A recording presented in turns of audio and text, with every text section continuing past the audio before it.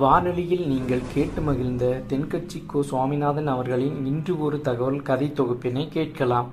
வாழ்க்கையில் சில சந்தர்ப்பங்களில் நாம் சில அவமானங்களை சந்திச்சே தீர வேண்டியிருக்கு. என்ன பண்ணுறது, காலம் அப்படி. அவமானப்படுறவங்க உடனே அடங்கி போயிடுறது தான் உலக வழக்கம். அவமானப்பட்டால் உடனே சீறி எழறவங்களும் உண்டு. ஆனால் அதையே ஒரு சவாலாக எடுத்துக்கிட்டு முன்னுக்கு வர்றவங்களும் சில பேர் இருக்கிறாங்க. அவங்க ரொம்ப அபூர்வம். இன்றைக்கி மனோதத்துவ நிபுணர்கள்லாம் என்ன சொல்கிறாங்க தெரியுமா? அவமானப்பட்டுட்டா உடனே அடங்கி போயிடக்கூடாதான். அதையே ஒரு சவாலாக எடுத்துக்கிட்டு மனசில் ஒரு வைராக்கியத்தோடு முயற்சி பண்ணினா வாழ்க்கையில் எல்லாரும் முன்னேறலாமா. அவமானங்கிறத நாம் வைராக்கியமாக மாற்றிக்கணும். அதுதான் வெற்றிக்கு வழி. ராமர் இந்த பூமியில் பிறந்ததே ஒரு வைராக்கியத்தினால தான் சார் அப்படின்னார் ஒருத்தர். எப்படிங்க அது அப்படின்னு கேட்டேன். அவர் சொன்னார், தசரதருக்கு ராமர் குழந்தையாக பிறக்கணும், அப்போ தான் இங்கே இருக்கிற கஷ்டங்கள்லாம் நீங்கும் அப்படின்னு சர்வ லோகமும் எதிர்பார்த்துக்கிட்டு இருக்குது. ஆனால் அவர் எப்போ பிறப்பார் அப்படின்னு யாருக்கும் தெரியல. அந்த காரியம் சீக்கிரம் நடக்கணுமே, அதுக்கு என்ன பண்ணுறது? நாரதர் வந்தார் ஒரு நாள் தசரதரை தேடி. தசரதா, உனக்கு ஒரு செய்தி தெரியுமான்னு ஆரம்பித்தார். அவர் எப்பவும் இப்படித்தானே ஆரம்பிக்கிறது வழக்கம். என்ன விஷயம்னு கேட்டார் தசரதர். தசரதா, நீ அடிக்கடி உன்னோட தேரில் ஏறிக்கிட்டு தேவலோகத்துக்கு போகிற, அங்கே போகிற வர்ற எல்லாம் பண்ணிகிட்ருக்க, எல்லாம் சரி. தேவலோகத்துலேயும் உன்னை நல்லபடியாக தான் வரவேற்கிறாங்க. தேவேந்திரன் உன்னை பிரியமாக அழைச்சிட்டு போய் தன்னுடைய அரியாசனத்திலேயே தனக்கு பக்கத்திலேயே உட்கார வைக்கிறான். நீயும் சந்தோஷமாக உட்காந்து பேசிவிட்டு வந்துடுற. ஆனால் நீ இங்கே வந்ததுக்கு அப்புறம் அங்கே என்ன நடக்குது தெரியுமா உனக்கு அப்படின்னாரான் நாரதர். என்ன நடக்குது எனக்கு ஒன்றும் தெரியலையே அப்படின்னாரான் தசரதர். நாரதர்கிட்ட கிட்டத்தில் கேட்டிருக்கார், கொஞ்சம் சொல்லுங்கள் என்னது அப்படின்னு. அவர் நெருங்கி வந்தாராம் நாரதரும். மெதுவாக அவர் காதோட காதாக சொன்னாராம். அதாவது நம்ம பாஷையில் சொல்லப்போனால் பற்ற வைக்கிறார். நீ அங்கே தேவேந்திரங்கிட்ட உட்காந்து பேசிவிட்டு வந்த பிறகு நீ அங்கே உட்காந்துருந்த அரியாசனத்தை தண்ணி ஊற்றி கழுவி சுத்தப்படுத்துகிறாங்க. நீ என்ன அந்த அளவுக்கு சுத்தம் இல்லாத ஆளா, தினம் குளிக்காமையாக இருக்கிற அப்படின்னாராம். தசரதருக்கு இது ரொம்ப அவமானமாக போயிட்டுது. அப்படியே செய்கிறாங்க அப்படின்னாராம். ஆமாம், நீ வேணும்னா நான் சொல்கிறது உண்மையா இல்லையா அப்படின்னு சோதனை பண்ணி பார்த்துக்கோ அப்படின்னாரான் நாரதர். உடனே தசரதர் இதுக்காகவே புறப்பட்டு தேவலோகம் போனார். அங்கே வழக்கம் போலவே இவரை கூப்பிட்டு உட்கார வச்சு பேசிக்கிட்டு இருந்தான் தேவேந்திரன். கொஞ்ச நேரம் பேசிக்கிட்டு இருந்துட்டு சரி நான் கிளம்புறேன்னு புறப்பட்டார். சரி, அவனும் வாசல் வரைக்கும் வழி அனுப்பி வச்சுட்டு உள்ளே போயிட்டான். தசரதர் வெளியில் கொஞ்ச நேரம் மறைஞ்சி இருந்துட்டு மெதுவாக உள்ளே எட்டி பார்த்தார் என்ன நடக்குதுன்னு. நாரதர் சொன்னது உண்மைதான். தசரதர் உட்காந்துருந்த ஆசனத்தை அங்கே 2 தேவர்கள் கழுவி சுத்தப்படுத்திக்கிட்டு இருக்கிறாங்க. தசரதரால் இதை தாங்கிக்க முடியல. அவருக்கு ரொம்ப அவமானமாக போச்சு. நேராக கிடுகிடுன்னு தேவேந்திரங்கிட்டே போனார். நான் உட்காந்துருந்த இருக்கையே சுத்தம் பண்ணுறியே, நான் என்ன அந்த அளவுக்கு பாவியா அப்படின்னு கேட்டார். ரொம்ப கோபமாக கேட்டார். தசரதரே, மனுஷனுக்கு 3 கடன்கள் உண்டு. தேவ கடன், ரிஷி கடன், பித்ரு கடன். இதை தீர்க்காதவன் பாவியாகிறான். இதில் மகனை பெறுவதால் தான் பித்ரு கடன் தீரும். உனக்கு மகன் கிடையாது, அதனால் நீ பாவியாகிற. பாவி உட்கார்ந்துருந்த இடம்ங்கிறதுனால அதை சுத்தம் செய்ய வேண்டியது எங்கள் கடமை அப்படின்னு நானும் தேவேந்திரன். இந்த இடத்துல தசரதருக்கு ஏற்பட்ட அவமானம் ஒரு வைராக்கியமாக மாறிச்சு. தேவேந்திரனே கேட்டுக்கோ, ஒரு மகனை பெற்ற பிறகு தான் இந்த சபையில் மறுபடியும் அடி எடுத்து வைப்பேன் அப்படின்னு சொல்லிவிட்டு போயிட்டாரான். போய் புத்திர காமேஷ் யாகம் பண்ணார். புத்திரர்கள் பிறந்தார்கள்.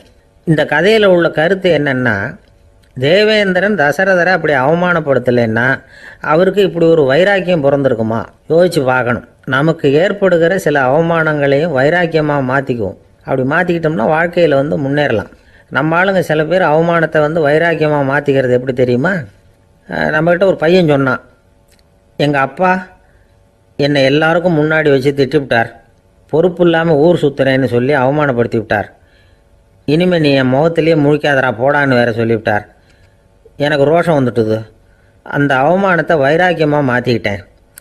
அன்னையிலேருந்து அவர் முகத்திலேயே முழிக்கிறது இல்லை அப்படின்னா. அப்படியான்னு கேட்டோம். ஆமாங்க, அவர் வீட்டில் இல்லாத நேரமாக பார்த்து உள்ள சமையல் கட்டுக்கு போய் சாப்பிட்டுட்டு நைஸாக வெளியில் வந்துடுவேன் அப்படிங்கிறான் அவன். ஒரு ஊரில் ஒரு ஞானி இருக்கிறார். ரொம்ப பெரிய ஞானி, ரொம்ப வயசாகிட்டுது. கடைசி காலத்தில் அவர்கிட்ட சில பேர் வந்தாங்க. உங்கள் குரு யார் அப்படின்னு கேட்டாங்க. அவர் நிமிர்ந்து பார்த்தார். எனக்கு ஆயிரக்கணக்கான குருமார்கள் உண்டு. அவங்க பேரெல்லாம் சொல்லணும்னா இந்த காலம் பத்தாது. ஆனால் முக்கியமான ஒரு 3 பேரை பற்றி மட்டும் உங்களுக்கு சொல்கிறேன் அப்படின்னாராம். அப்புறம் சொன்னார், அந்த 3 பேரில் ஒருத்தன் ஒரு திருடன். ஒரு சமயம் ஒரு பாலைவனம் வழியாக நான் போய்கிட்டு இருந்தேன். அப்போது வழி தவறி போய் ஒரு கிராமத்துக்கு போயிட்டேன். அது இருட்டு நேரம், நடு ராத்திரி, ஊரே உறங்கி போச்சு. அந்த நேரத்தில் ஒரு ஆள் மட்டும் ஒரு வீட்டு சுவத்தில் ஏதோ பண்ணி உள்ளே நுழையிறதுக்கு முயற்சி பண்ணிகிட்டு இருக்கிறான். அவங்கிட்ட போய் நான் இன்னைக்கு இங்கே எங்கே தங்க முடியும் அப்படின்னு கேட்டேன். அதுக்கு அவன், இந்த ராத்திரி வேளையில் அது ரொம்ப சிரமம், ஒரு திருடனோட உங்களால் தங்க முடியும்னா நீங்கள் என்னோட தங்கலாம் அப்படின்னா. நான் அவங்க கூட 1 மாதம் தங்கியிருந்தேன். ஒவ்வொரு நாள் ராத்திரியும் இப்போ நான் என்னுடைய வேலைக்கு போகிறேன், நீங்கள் ஓய்வு எடுத்துக்கோங்க அப்படின்னு சொல்லிவிட்டு போவான். அவன் திரும்பி வந்த உடனே உனக்கு ஏதாவது கிடைச்சிதான்னு நான் கேட்பேன். அதுக்கு அவன், இன்னைக்கு ராத்திரி ஒன்றும் இல்லை, நாளைக்கு மறுபடியும் முயற்சி பண்ணுவேன் அப்படின்பா. எப்பவும் அவன் நம்பிக்கை இழந்ததே கிடையாது, எப்பவும் சந்தோஷமாகவே இருப்பான். நானும் ரொம்ப காலமாக தியானம் பண்ணிக்கிட்டே இருந்தேன், ஒன்றுமே நடக்கலை. ஆனால் நான் என்ன பண்ணேன் தெரியுமா, மனசு வருத்தப்படும், நம்பிக்கை இழந்துருவேன். அப்போல்லாம் அந்த திருடனுடைய விடாமுயற்சி தான் ஞாபகத்துக்கு வரும். அதனால் அந்த திருடன் எனக்கு ஒரு குரு. என்னுடைய 2வது குரு யாருன்னா அது ஒரு நாய். இது எப்படின்னா, ஒரு சமயம் எனக்கு ரொம்ப தாகமாக இருந்தது. ஒரு நதியை நோக்கி போய்கிட்டு இருந்தேன். அப்போ ஒரு நாயும் வந்தது. அதுக்கும் தாகம். ஓடி வந்து ஆற்றை பார்த்தது. அதோட நிழல் வந்து ஆற்றுல தெரிஞ்சுது. அதை பார்த்ததும் பயந்துட்டுது. அதாவது அது தன்னுடைய சொந்த உருவத்தையே கண்டு பயந்தது. அதை பார்த்து குறைக்குது, திரும்பி ஓடிச்சு. ஆனால் அதுக்கு தாகம் அதிகமாக இருந்ததுனால அது மறுபடியும் திரும்பி வந்தது.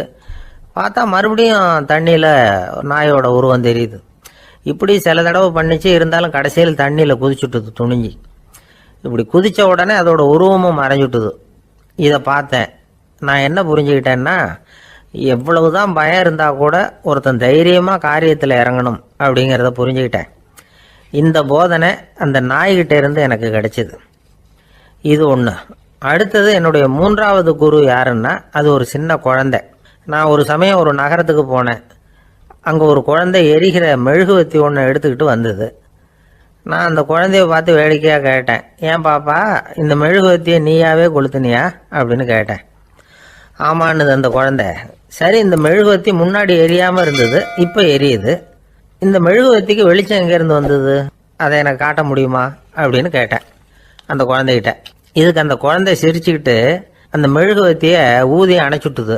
அதுக்கப்புறம் என்னை பார்த்து கேட்டுது, இப்போ இந்த மெழுகுவத்தியின் வெளிச்சம் போனதை பார்த்தீங்க இல்லையா, அது எங்கே போச்சுன்னு எனக்கு சொல்லுங்க அப்படின்னுது.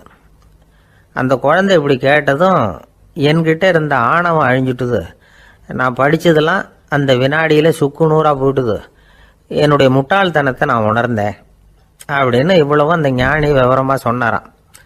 அதனால் நாம் இன்னார்கிட்ட இருந்து தான் இதை கற்றுக்கணுங்கிறது இல்லை, யாருக்கிட்ட இருந்தும் எதையும் கற்றுக்கலாம். நம்மால் ஒருத்தன் ஒரு நாய் வளர்த்துக்கிட்டு இருந்தான். அந்த நாய்க்கு வால் கிடையாது, யாரோ ஏற்கனவே வெட்டி எடுத்துட்டாங்க. இந்த நாய் தான் சார் எனக்கு குரு, அதுகிட்டே இருந்து கூட நான் பாடம் கற்றுக்கிட்டு இருக்கிறேன் அப்படின்னா. அப்படி என்ன கற்றுக்கிட்டேன் இந்த வால் இல்லாத நாய்கிட்டே இருந்து அப்படின்னு கேட்டோம்.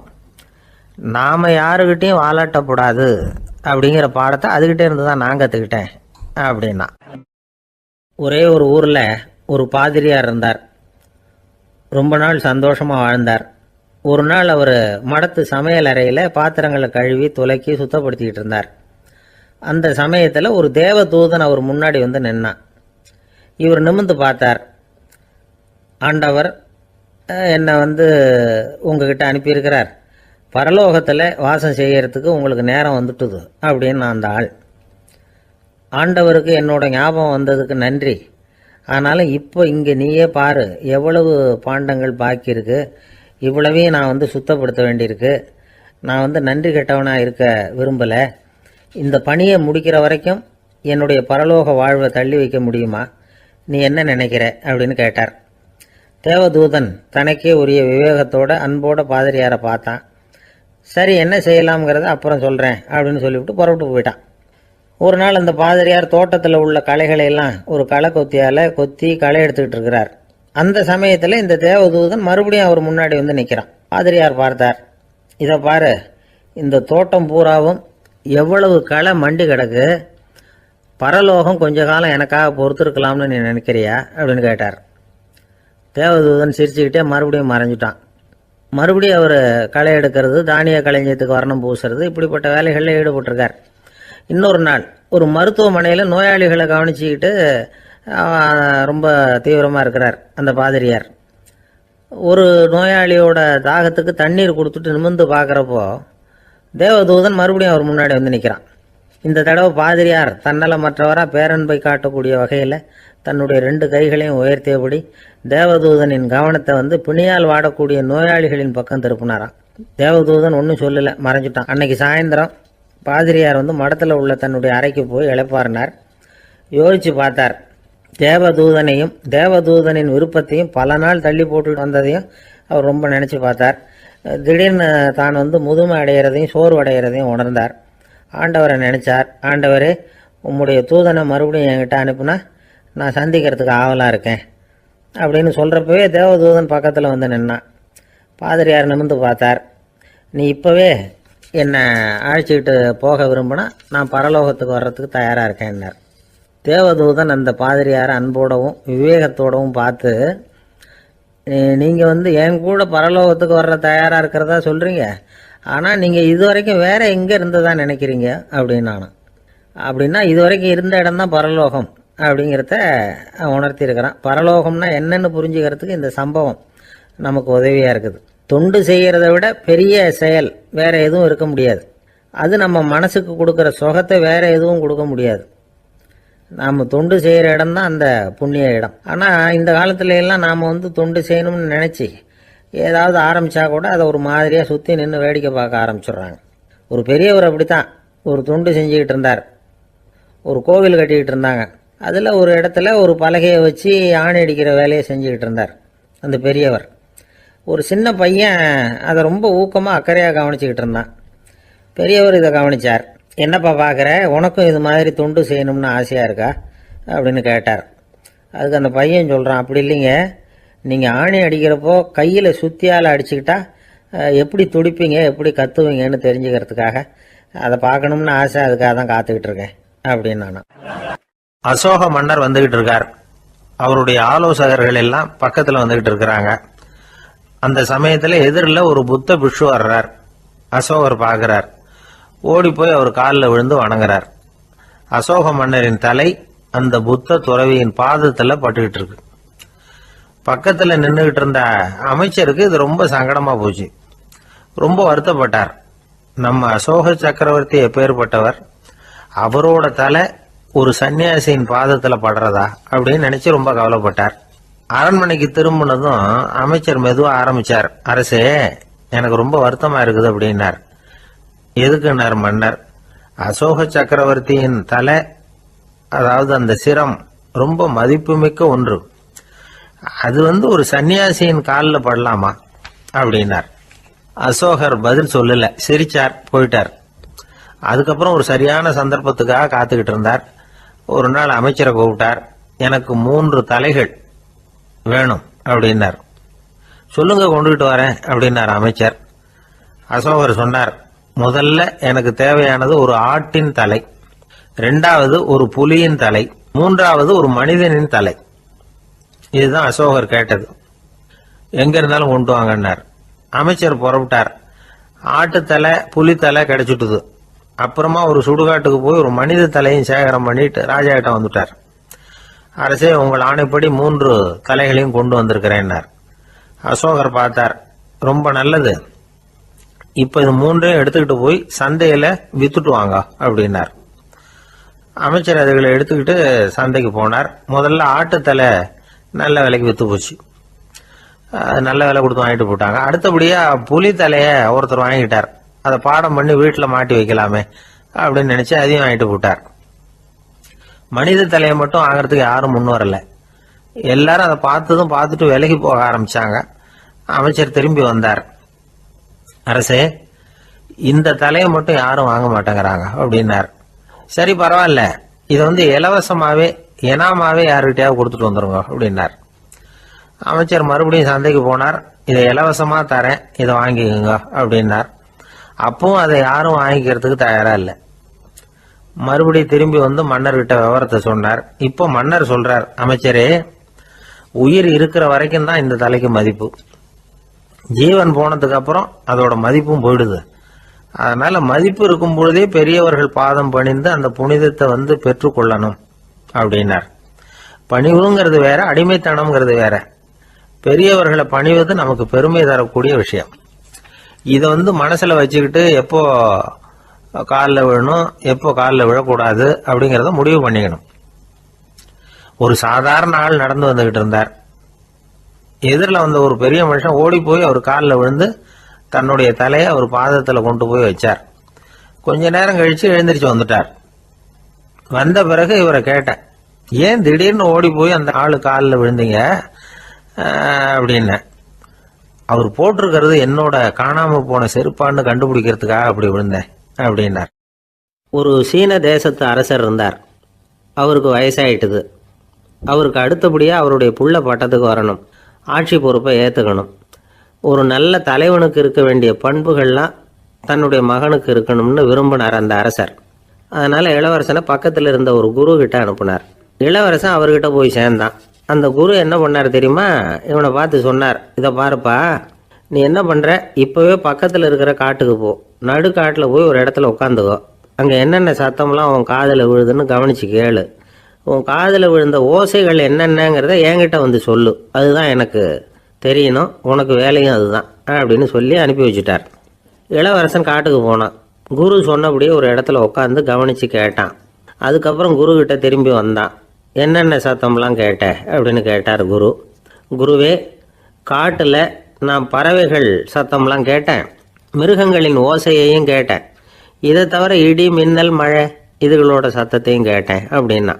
குரு யோசனை பண்ணார், நீ இன்னமும் சரியாக கேட்கல, அதனால் மறுபடியும் காட்டுக்கு போ, கொஞ்ச நாள் தங்கியிருந்து கேட்டுட்டு வா அப்படின்னார். இளவரசனுக்கு ஒன்றும் புரியல. இருந்தாலும் குருவின் கட்டளையாச்சே, மறுக்க முடியுமா? உடனே அவன் மறுபடியும் காட்டுக்கு போனான். ஒரு இடத்துல உட்காந்தான். கொஞ்ச நேரம் உன்னிப்பாக கவனித்து கேட்டான். சில நாள் கழித்து குருக்கிட்ட திரும்பி வந்தான். குருவே, இந்த தடவை சில துல்லியமான சத்தங்களை எல்லாம் கேட்டான். தேனி பறக்கிற சத்தம், நீரோடையின் மெல்லிய ஓசை, இதெல்லாம் கேட்டேன்னா. குரு சிரிச்சார். நீ மறுபடியும் காட்டுக்கு போ, இன்னும் சில நாள் அங்கே இரு, முழுமையாக கவனமாக கேட்டுக்கிட்டு வா அப்படின்னு சொல்லி அனுப்பி வச்சுட்டார். இளவரசனுக்கு குழப்பம் அதிகமாயிட்டுது. ஒன்றுமே புரியல. மறுபடியும் காட்டுக்கு போனான். மௌனமாக ஒரு இடத்துல உட்காந்துட்டான். அப்படியே தியானத்தில் ஆழ்ந்துட்டான். சில நாளில் அவனுக்கு இதுவரை கேட்காத ஓசைகள்லாம் கேட்க ஆரம்பிச்சுட்டுது. இதைத்தான் நான் கேட்கணும்னு என்னுடைய குரு எதிர்பார்த்துருக்கிறாருங்கிறத புரிஞ்சுக்கிட்டான். உடனே குரு கிட்ட ஓடனான். குருவே, இந்த தடவை காதுகளுக்கு கேட்க முடியாத சில ஓசைகளை கூட என்னால் உணர முடிஞ்சுது. பூ மலருகிற ஓசை, சூரியனால் பூமி சூடாகிறப்போ எழுகிற ஓசை, காலை பனித்துளி இந்த புல்லுலாம் குடிக்கிற ஓசை, இது எல்லாம் என்னால் நல்லா கேட்க முடிஞ்சுது அப்படின்னா. குருவுக்கு இப்போ தான் திருப்தி ஏற்பட்டு தான். இளவரசனை பார்த்து சொன்னார், இதை பாருப்பா, இப்போ தான் நாட்டை ஆளுகிற தகுதி உனக்கு வந்திருக்குது அப்படின்னு சொல்லி அதுக்கு விளக்கமும் கொடுத்தாராம். எந்த அரசன் தன்னுடைய மக்களின் இதயம் பேசுகிற மௌன மொழியை, மௌன வார்த்தைகளை கேட்குறானோ அவன்தான் ஆள தகுதி உள்ளவன். எந்த அரசன் தன்னுடைய மக்களின் உணர்ச்சிகளை உண்மையாக உணர்றானோ அவன்தான் முதன்மையான அரசன். போலி வார்த்தைகளை மட்டும் கேட்டுட்டு பல மௌன ராகங்களை காதில் வாங்கிக்காதவன் அரசனே இல்லை. எந்த நாட்டில் எப்போ ஒரு அரசன் தன்னுடைய மக்களின் உணர்ச்சிகளை கேட்க மறுக்கிறானோ அன்னையிலிருந்தே அந்த நாடு அழிய தொடங்குது அப்படின்னு அர்த்தம். இதுதான் அந்த குரு இளவரசனுக்கு போதிச்சது. வாயால் பேசுகிறத மட்டும் கேட்டு ஏமாறக்கூடாது, உணர்ச்சிகளையும் கேட்கறதுல தான் மனப்பக்குவம் உண்டாகும். மக்கள் உணர்ச்சிகளை புரிந்து கொள்ளாத அரசர்கள் நீடிச்சிருக்க முடியாது. அது மாதிரி நாடுகளில் அடிக்கடி குழப்பம் தான் உண்டாகும். அப்படி இருந்தால் அடிக்கடி ஆட்சி மாறிக்கிட்டு இருக்கும். அப்படிப்பட்ட ஒரு தேசம், அங்கே ஒரு சிறைச்சாலையில் 3 கைதிகள் பேசிக்கிட்டு இருந்தாங்க. ஒருத்தன் சொன்னான், நான் இந்த நாட்டு ராஜாவை எதிர்த்து பேசிக்கிட்டு இருந்தேன், அதனால் என்னை பிடிச்சி கொண்டாந்து இங்கே போட்டுட்டாங்க அப்படின்னா ஒருத்தன். இன்னொருத்தன் சொன்னான், நான் இந்த நாட்டு ராஜாவை ஆதரித்து பேசிக்கிட்டு இருந்தேன், அதனால் என்னை பிடிச்சி கொண்டாந்து இங்கே தள்ளிவிட்டாங்க அப்படின்னா. அது சரி, நீ என்ன தப்பு பண்ண அப்படின்னு சொல்லி 3வது ஆளை பார்த்து இவங்க கேட்டாங்க. அதுக்கு அந்த ஆள் சொல்கிறான், நான் தான் இந்த நாட்டு ராஜா அப்படின்னா. ஒரு ராஜா ஊரெல்லாம் சுற்றி பார்த்துட்டு வரலாம்னு ஒரு நாள் புறப்பட்டு போனார். ஒரு இடத்துல தறி நெசவு வேலை ரொம்ப மும்முரமாக நடந்துக்கிட்டு இருந்தது. ஒரு பெரியவர் தறியால் நெசவு வேலை செஞ்சுக்கிட்டு இருந்தார். பக்கத்தில் ஒரு அழகான பொண்ணு உட்காந்து நூலை சுற்றிக்கிட்டு இருக்குது. ராஜா அந்த பெரியவரை பார்த்து யார் இந்த பொண்ணுன்னு விசாரித்தார். ராஜா அப்படி கேட்டதும் அவருக்கு ரொம்ப பெருமையாக போயிட்டுது. ஏன்னா உட்காந்துருந்தது அவரோட மகள். அரசே, இது என்னுடைய மகள். இவ வேகமாக நூல் திரிக்கக்கூடியவள். வைக்கோலை எடுத்து இவ திரிச்சா கூட அது எல்லாம் பவுனிழையாக வெளியில் வரும் அப்படின்னு ஒரு ராசி இவளுக்கு அப்படின்னு ரொம்ப பெருமையாக ராஜா கிட்ட சொன்னார். ராஜா இதை கேட்டதும் அசந்துட்டார். அப்படியா, இவ்வளவு அழகும் சாமர்த்தியமும் உள்ள இந்த பொண்ணு என்னோட வரட்டுமே, இவளை என் மருமகளை ஆக்கிக்கிறேன் அப்படின்னார் ராஜா. அந்த பெரியவருக்கு ஒன்றும் புரியல. ஏதோ கொஞ்சம் பெருமையாக சொல்ல போக அது இப்படி ஆயிட்டுதே அப்படின்னு கவலைப்பட்டார். இருந்தாலும் ராஜா பேச்ச தட்ட முடியுமா, மகளை அனுப்பி வச்சுட்டார். ராஜா அந்த பொண்ணை அரண்மனைக்கு அழைச்சிட்டு வந்தார். அங்கே ஒரு அறையில் வச்சு பூட்டி விட்டார். அந்த ரூமு நிறைய வைக்கோலை கொண்டாந்து போட்டு அடைச்சாங்க. 3 ராட்டைகள் வேற வச்சுருந்தாங்க. நாளைக்கு பொழுது விடியறதுக்குள்ளே நீ இந்த வைக்கோலையெல்லாம் தங்க இழைகளாக மாற்றி காட்டணும். நாளைக்கு காலம்பரம் வந்து நான் இந்த அறை கதவை திறப்பேன். உன் தகப்பன் சொன்னது மாதிரி எல்லாம் தங்கமாக மாறி இருக்கணும், இல்லைன்னா நீ உயிர் தப்ப முடியாது அப்படின்னு உத்தரவு போட்டார். பாவம் அந்த பொண்ணு என்ன பண்ணும், பகல் பூரா அழுதுகிட்டே உட்காந்துருக்குது. ராத்திரி பூராவும் தூக்கம் வரல.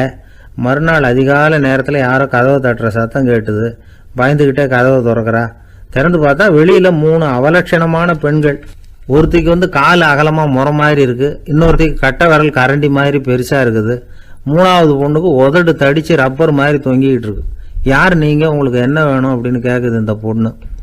நாங்கள் உங்களுக்கு உதவி செய்யறதுக்கு தான் வந்திருக்கிறோம் அப்படின்னு சொல்லி உள்ளே வந்தாங்க.